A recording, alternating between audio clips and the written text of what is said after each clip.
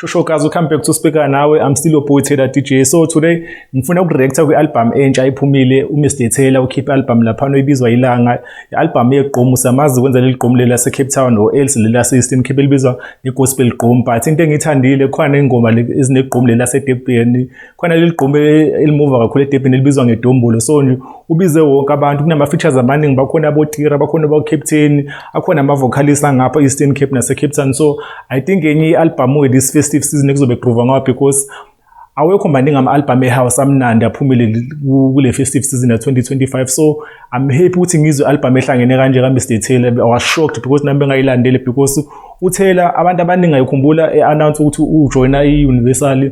Abantu abaningi bebebuza ukuthi uTaylor yaphi because already ibrand yakhe ibisenkulu la ukuthi no izinto engazenzela. But I think umjito benayo iplan mhlawumbe ukuthi khona la kafuna bemsize khona mhlawumbe ukuthi music kufike khona because ugude kakhulu ngawe mixing and ama-gig uyagig ubusy but bengamthatha as artist. But after le project I think useliprove ipoint lakho. So I think abantu abaningi bazo-enjoy ke nje lapho nami ngi-enjoy la ngifuna ukuze ngi-review ingoma one by one. But I think this is one of the projects esave isummer ya 2025. So uMr Taylor nje ukhipha inengoma eningi. I think ina 21 tracks. So abantu abaningi I think mele be-download or else mele beyithenge laphana ku-Play Store kuma-digital. So nje I think Universal laphana bamthatha bamfaka kule direction akafuna kuya kuyona. So nje awazephi ngibona leyo project la Mr Taylor inengoma eningi but mawuyithathe uyilalela I think nawe ngayi-enjoy nje. Sebengifuna nje ukuhighlighta yona because isashisa ngibone nanengoma ama-screams ukuthi no ziyakhula fast.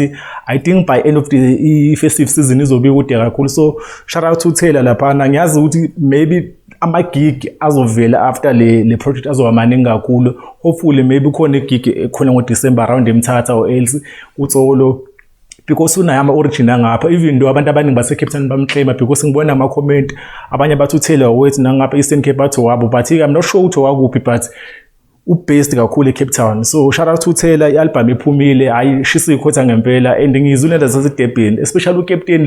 There's one song enoCaptain laphana noBeast.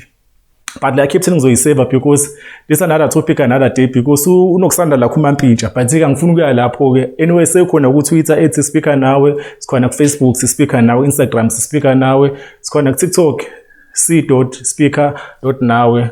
Awe we out.